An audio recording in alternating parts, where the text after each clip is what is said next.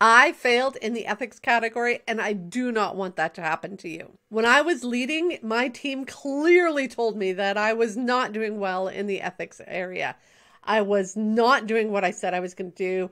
I was not following through with my word. I didn't always keep my promises, and I neglected to listen to people, their ideas, their thoughts, and I just railroaded through with my own plan and my own agenda. And more than once on performance appraisals, they told me, Kathy, you're not leading with ethics. And I just tuned it out and kept the blinders on.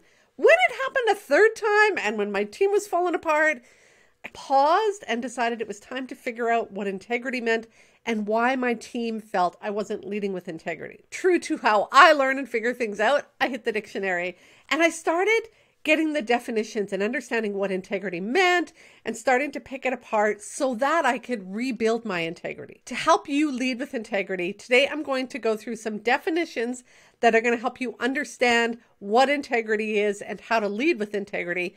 I'm also going to give you one powerful question that you can ask anytime you're making a decision, taking some action, whatever it is, to really help ensure that you're leading with integrity. And if you stick around to the end, I'm going to give you a checklist to make sure that you are an ethical leader. The first thing that we're going to define is integrity. Integrity is the sense that you can be trusted to walk your talk, do as you say you're going to do, act in accordance with what you say your values, ethics, morals are, and then adhere to that moral standard that you set for yourself. So if I say I'm going to do this, then I actually do it. If I say I believe in this, then you're actually going to see through my actions and how I show up that I actually believe that. Sometimes people will say it's practicing what you preach. It's that you're true to your word. At the end of the day, it's that you can be trusted. Your team wants to know that they can trust you to be the type of person, to be the leader that you say you are. So that's integrity. The second one we're going to define is trust, because integrity is when people can trust you to follow your word, do what you say you're going to do. So what is trust? I really like the definition that Simon Sinek says. Let me read it to you. Trust is the currency of leadership earned through consistent actions, transparency, and the ability to deliver on promises. It's not one thing. It's not one time. It's consistency over time. One of the things that I will often tell people I'm coaching is you build trust one brick at a time. So you lay on something, you follow through, you ask them how they are, you back them up in a meeting, one brick at a time, you're building that trust. But it only takes one action. You pull that brick out and the whole thing comes tumbling down, and it takes a long time to rebuild that trust again. So we have to be really careful about each action each time, especially when things aren't going well. Next on the list is ethics. Ethics are what you believe, what you value. It's the standards you have for yourself, the commitments you make to yourself. It's those guidelines that you sort of say, this is how I live my life. I'm an honest person. Okay, but what does honesty mean to you? And so you define your level of honesty. If it's okay for you to leave the stuff under the grocery cart if they miss it and not say anything, that's your value ethic. That's what you believe in. And each of us have a different set of beliefs, values, and the ethics is how we define it. Next up is your morals.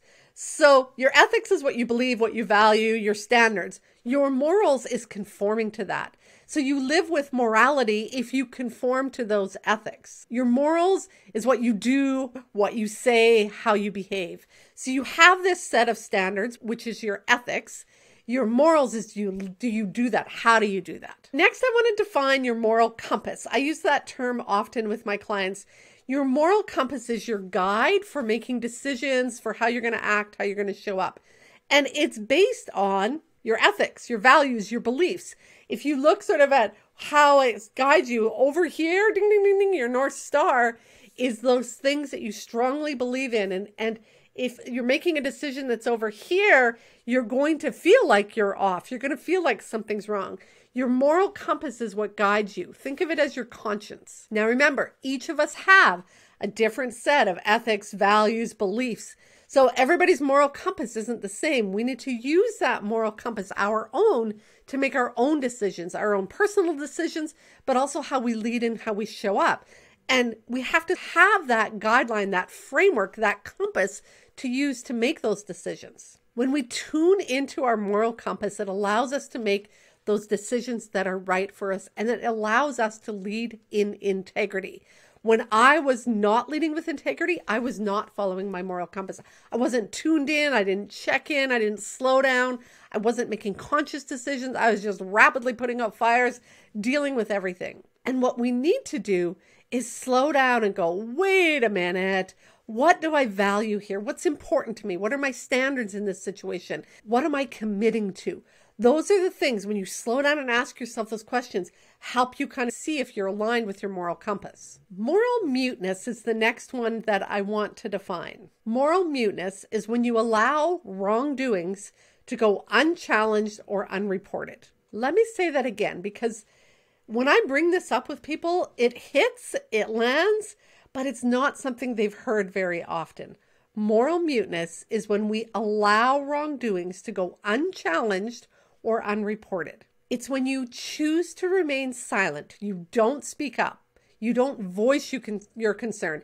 You don't share what you think is wrong because likely you don't feel safe. There's not a trusting environment built. There's a lack of psychological safety. You're worried about the implications of speaking up. And we're not talking about big things like, oh my God, they're going to break the law. We're talking about a lot of those, I call them sort of micro decisions that people are making. Or when I get into the next definition, this will help you understand this too, but it's just the little things that slide. Let me talk about the next definition because it goes well with this. The next definition is ethical fading. Ethical fading is when our ethics or our values or what we believe in become less prominent. They start to slip and slide. And you'll see this sometimes in groups. Big organizations, they'll have, this is the standards we've set. These are the commitments. These are the values. This is what we espouse to. And a new leader comes in and things start to shift gradually. And maybe there's less concern for some of those accuracy things that the last leader used to really drill down on. Or maybe there's just some of that undertones where language is different and you'll start to see those ethics fading. It's kind of when our standards start to erode or drop off. One good example of this is when initially we were masking and then you started to see over time people weren't masking. There was, in the beginning, it was that sense of responsibility. This is the right thing to do. I'm doing it for everybody else. And then over time, people started going, I'm done with this. And you started to see people dropping off before the quote rules were dropped off. I'm not saying that's right or wrong. I'm just saying that's an example of people's standards started to drop. Their values, their beliefs started to shift. And for some people, that might have felt icky. Again, other examples in organizations, you see this where, initially we're really clear on I do one-to-one meetings regularly and you're on top of that and then things get busy and you start to slide on some of those one-to-one meetings. That supervision starts to drop off. So again, I say one-to-one supervision is important to me. That's my words, my values, my ethics, my beliefs, the list I espouse to, but my actions don't align. And that's when we get out of integrity. Integrity, trust, ethics, morals, our moral compass, moral muteness, and moral fading. Those are some of the words that help you understand how this all fits together. Now, what happens for many of us is we have this list that we espouse to, our values, ethics, morals, beliefs, and then our behavior sits here. And when these are aligned, right, parallel to each other, we feel good. We feel in integrity. People see us or judge us as being in integrity. It feels like we're aligned with who we are, what we believe in, and our actions match. What happens, though, is over time, those two lines start to get further and further apart. If we are not leading consciously, if we are not doing the inner work, the self-reflective work, this is where I talk about the inner guidance cycle. If we're not tuning in and saying, am I aligned with my values in this decision? What are my beliefs here? What are my standards? What am I committing to? And slowing down, pausing, pondering, asking ourselves some questions. If this is a tough decision I have to make, what's important to me here? Why is it important? What actions, what way of behaving is going to align with those actions? That's that ponder place. And then again, if we go back to that definition from Simon Sinek, it's about those consistency in actions. Am I acting consistently over time? Am I behaving in the same way that I said I was going to over time? That's where we start to see if we feel in alignment with our values, ethics, morals, or if we're out of alignment. If we start to do things differently than we say is important to us. Clients come first, but do they? Family is important, but are you showing your team that yours is? Because I certainly wasn't. I would say work-life balance was so important. And then when somebody wanted to take time off, I would question them. When I said we, focused on teamwork and we're supporting each other, did I support them? Or did I berate them? Did I pick them apart? Did I judge them every time they did something wrong? When I said, I'm here to grow you and support you and help you reach your potential, and then I never asked them about their goals, then I never gave them the opportunities to go on training, was I leading ethically? Was I in alignment with my values, ethics, morals? No. And it's no wonder my team judged me as being out of integrity. It's because I didn't align my list with how I was living and leading. And that's the important part we have to think about. Am I living this list of things I espouse to? So the question you can ask yourself is this: is this decision, choice, action a reflection of who I am and who I'm becoming? Is this choice a reflection of who I am and who I'm becoming? So if we look at, I'm an honest leader, I lead with integrity, which are the things that I want it to become and be, I had to ask myself, in this moment, am I being an honest leader? Am I leading with integrity? That's who I want it to be and want it to become. And if I couldn't say yes, then I probably needed to do some more thinking, change my decision, maybe move some things around a little bit, maybe look again at my list of values, ethics, and see if they were still true to me. Because that's the first step, is to make that list and really understand what are my values, not just a word, but what does that mean to me? In the values verification course in the training library, I really help people break that down. What does that value mean to me every day? How do I live that value? How do I know when I'm aligned with that value? How do I know when I'm not aligned? How do I bring myself back to being in alignment? Because just a word on a page means nothing. We have to know what that means to me. I was talking to a client yesterday and she was like, oh, this has just been an awful week. And I said, what's going on? And she's like, meeting and back-to-back this and here. She said, I haven't had any time to listen to a podcast. I haven't had any time to read anything, an article or nothing. One of the things that she places high importance on is lifelong learning. And to her, not to everybody else, to her, that means at some point between Monday and Friday, I need to listen to a podcast. I need to read an article. To you, that might be, I need to go to a conference once every 6 months. But to her, that's what it means. And so she has to define that. I'm a learner. I always need to be learning. How does that show up for me? And when I'm doing that, I feel good. So I said to her, what do you want from this call? And she said, I need the aha. Like, that's my learning. I'll listen to a podcast or I'll read something and I'll just get that little aha. And that just makes my day or makes my week. I need the aha. So we went through a coaching session and at the end, I'm like, did you get your aha? She's like, yes, thank you. That's exactly what I needed. Just that little tiny bit of learning, that new insight, that new awareness was enough to make her go, yes, now I feel like I'm being me, showing up as me, and she can use that learning. And this is why it's so important for her. She's going to take that learning into her leadership. The learning for her is really important to be a better leader, be that better person, but show up as a leader stronger, more supportive to her team and helping them grow and reach their potential. And that was the little aha, the little learning piece that she took. So again, the question is this a reflection of who I am and who I'm becoming? So let's finish off with the quiz to make sure that you are an ethical leader. I'm going to read these points and I just want you to, in your head, think about, am I doing this? Yes, no? And if you want this list printed off, I'll put the link below where you can grab this list of questions to ensure that you are leading ethically. First, we're going to talk about code of ethics. If you have any credentials, if you've taken any training, if you're in a certain profession, there's probably a code of ethics for your profession. So the first point is, I know what the code of ethics is for my profession. The second point is, I have looked at it recently. The third point is, I follow it. So do you actually, do you have it? Have you looked at it on a regular basis? This is part of that pondering. This is part of doing the self-reflection piece, making sure regularly that you're aligned with those ethics. So I know what the code of ethics is. I've looked at it. I follow it. Now I I have my own code of ethics.